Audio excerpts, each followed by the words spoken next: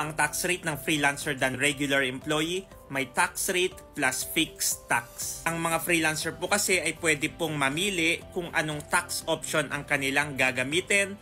Pwedeng 8% income tax rate option or pwede rin naman yung may tax rate plus fixed tax. Yan po yung graduated income tax rate option. Pareho po yan sa employee.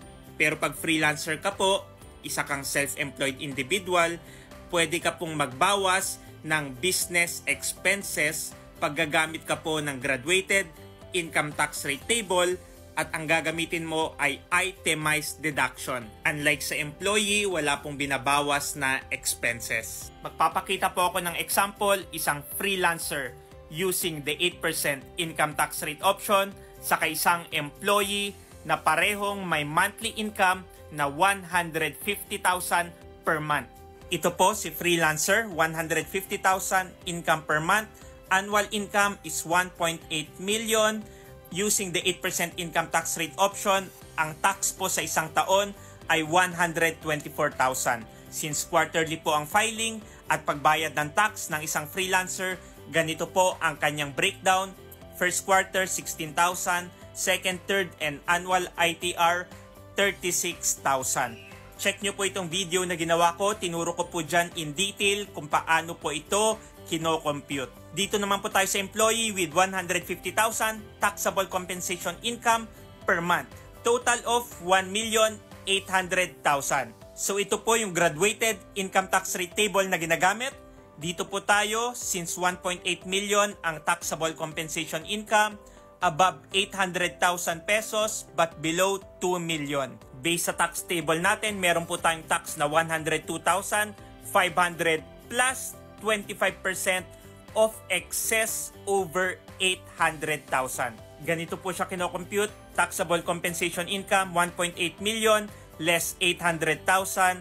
Excess over 800K is 1 million.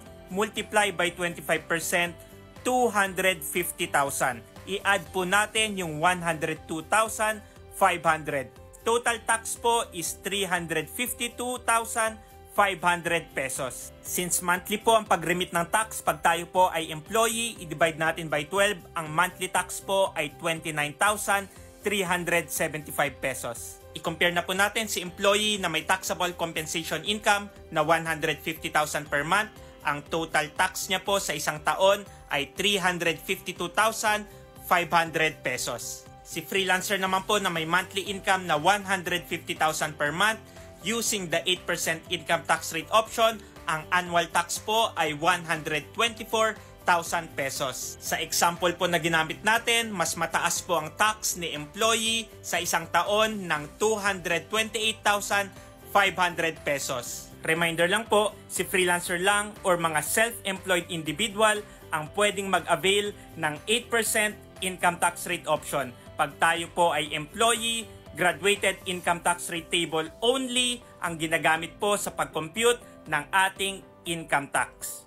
If you are a freelancer at meron kang concern or question regarding freelancers BIR registration and freelancers tax compliance, comment mo lang yan at sasagutin ko yan.